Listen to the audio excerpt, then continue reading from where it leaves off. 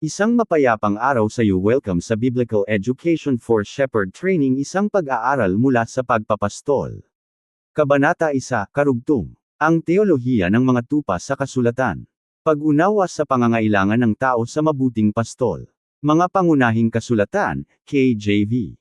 Isaias Kapitulo 53 versikulo 6. Mateo Kapitulo 9 versikulo 36. Lucas Kapitulo 15 versikulo 1 hanggang 7. Pahayag Kapitulo 7 versikulo 17.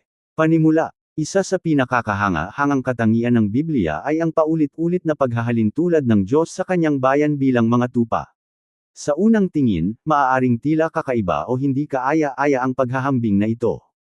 Ang mga tupa ay hindi kilala sa lakas, talino, o kakayahang tumayo sa sariling paa. Hindi tulad ng leon, agila, o kabayo, kakaunti ang likas na panlaban ng mga tupa. Hindi nila kayang ipagtanggol ang sarili laban sa mga kaaway, halos walang pakiramdam ng direksyon, at lubos na umaasa sa pastol upang mabuhay. Ngunit ang mga katangiang ito mismo ang dahilan kung bakit ang mga tupa ay naging makapangyarihang larawan ng kalagayan ng tao sa pananaw na espiritual. Mula Genesis hanggang Pahayag, ginamit ng Panginoon ang larawang ito upang ipakita ang ating kahinaan at ang kanyang tapat na pag-aalaga. Sa pagtawag sa atin na mga tupa, ipinaaalala ng Diyos na hindi tayo nilikha upang mamuhay ng hiwalay sa Kanya. Nilikha tayo upang mamuhay sa ilalim ng mapagmahal na pamumuno ng mabuting pastol. Ang larawang ito ay hindi upang ipahiya ang bayan ng Diyos kundi upang ihayag ang Kanyang biyaya. Ang ugnayan ng pastol at tupa ay nagpapakita ng habag ng Diyos, Kanyang katapatan sa tipan, pag-iingat, at walang humpay na paghahanap sa mga lumalayo sa Kanya. Bakit inihahalintulad ng Diyos ang tao sa mga tupa?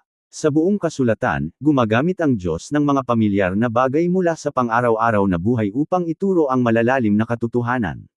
Sa sinaunang Israel, ang mga tupa ay isa sa pinakakaraniwang hayop. Halos lahat ay nakakaalam ng gawain ng pastol at ang kawalan ng kakayahan ng mga tupa. Kaya naman ang pagpapastol ay naging isa sa pinakamalinaw na halimbawa ng ugnayan ng Diyos sa kanyang bayan. Ipinapakita ng paghahambing na ito ang ilang katotohanang teolohikal. Isa, ang tao ay nilikha upang sumunod sa Diyos. Tulad ng tupa na likas na sumusunod sa pastol, ang tao ay nilikha upang mamuhay sa ilalim ng mapagmahal na awtoridad ng Diyos. Sa unang mga kabanata ng Genesis, makikita ni Adan at Eva na nakikipag-ugnayan sa Diyos at umaasa sa Kanya para sa buhay, layunin, at gabay. Ang kasalanan ng Samira sa ugnayang ito, na nagtulak sa tao na hanggang mamuhay ng hiwalay sa lumikha. Itinuturo ng Biblia na ang tunay na kalayaan ay hindi matatagpuan sa pagsunod sa sarili kundi sa masayang pagpapasakop sa Diyos. 2. Ang tao ay mahina sa aspetong espiritual. Ang mga tupa ay isa sa mga pinakatakutin at walang laban sa mga alagang hayop. Hindi nila kayang ipagtanggol ang sarili at madaling matakot. Ganoon din, kung wala ang biyaya ng Diyos, ang tao ay mahina laban sa tukso, panlilinlang, at masamang epekto ng kasalanan. 3. Ang tao ay palaging nangangailangan ng gabay. Madaling maligaw ang mga tupa. Madalas silang lumalayo habang naghahanap ng pagkain ng hindi namamalayan ang panganib. Ganoon din, madalas tayong lumalayo sa katotohanan kapag umaasa lamang tayo sa sariling pag-iisip sa halip na sa karunungan ng Diyos. Ipinapaalala sa atin ng Kawikaan Kapitulo 3 versikulo 5 hanggang 6. Magtiwala ka sa Panginoon ng buong puso mo, at huwag kang manalig sa iyong sariling kaunawan. 2. Ang kalikasan at pag-uugali ng mga tupa. Ang pag-unawa sa katangian ng mga tupa ay nagbibigay ng mas malalim na pang-unawa sa salita ng Diyos. Ang mga tupa ay madaling lumayo. Isa sa pinakakilalang katangian ng mga tupa ay ang hilig nilang lumayo sa kaligtasan ng kawan.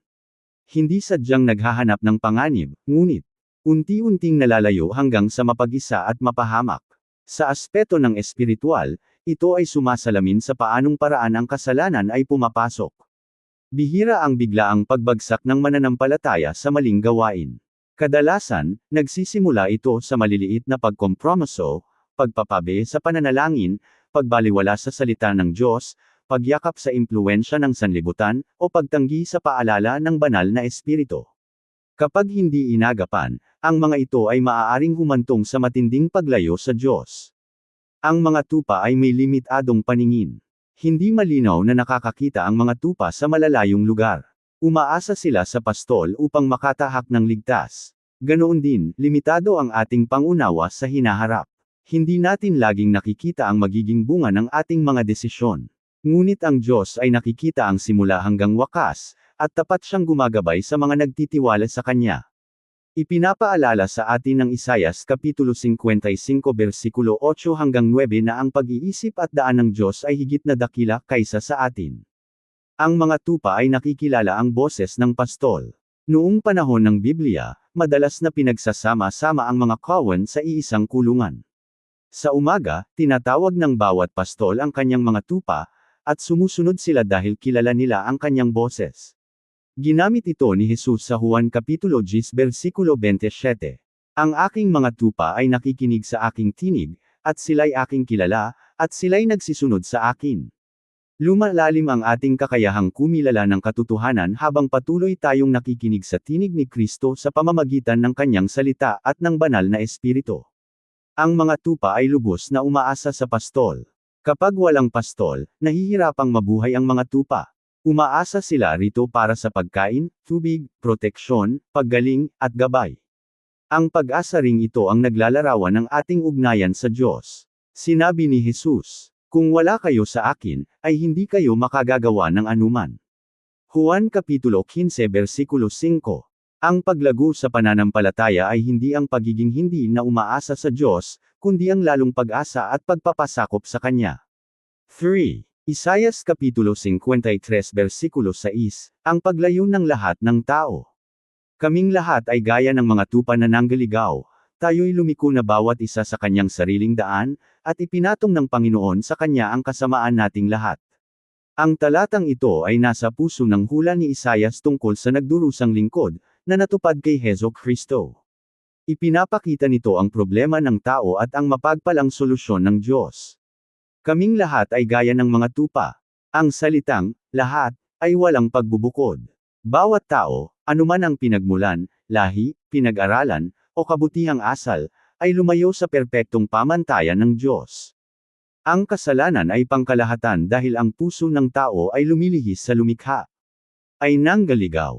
Ang pagkaligaw ay ang pag-alis sa tamang daan. Tulad ng tupa na umaalis sa kawan, ang tao ay lumayo sa kalooban ng Diyos at hinabol ang sariling kagustuhan. Ang kasalanan ay hindi lamang paglabag sa utos, ito ay pagtanggi sa karapatan ng Diyos na mamuno sa atin. Bawat isa sa kanyang sariling daan. Ang ubod ng kasalanan ay ang pagnanais na maging sariling hari. Patuloy tayong nagnanais ng sariling pasya kaysa sumunod sa Diyos. Ipinapakita nito ang ugat ng pagrerebelde, ang pagpili sa sariling kagustuhan kaysa sa daan ng Diyos. Ipinatong ng Panginoon sa Kanya ang kasamaan nating lahat.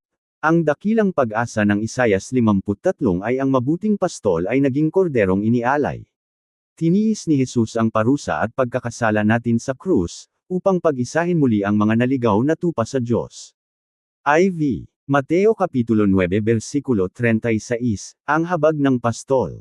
Datapwat nang makita niya ang mga karamihan, ay nahabag siya sa kanila, sapagkat sila'y nangapapagod at nangapapahamak, gaya ng mga tupang walang pastol. Hindi lamang panlabas na anyo ang nakita ni Jesus. Nakita niya, ang mga taong pagod, nalilito, pasan ang mga problema, at walang patutunguhan. Ang kanilang tunay na pangangailangan ay hindi lamang paggaling sa sakit kundi tapat na pamumunong espiritual. Ang salitang Griego na isinalin bilang, habag, ay tumutukoy sa malalim na pakiramdam ng awa mula sa kaloob-looban. Ang paglilingkod ni Kristo ay nagmula sa tunay na pag-ibig, hindi sa sapilitang tungkulin.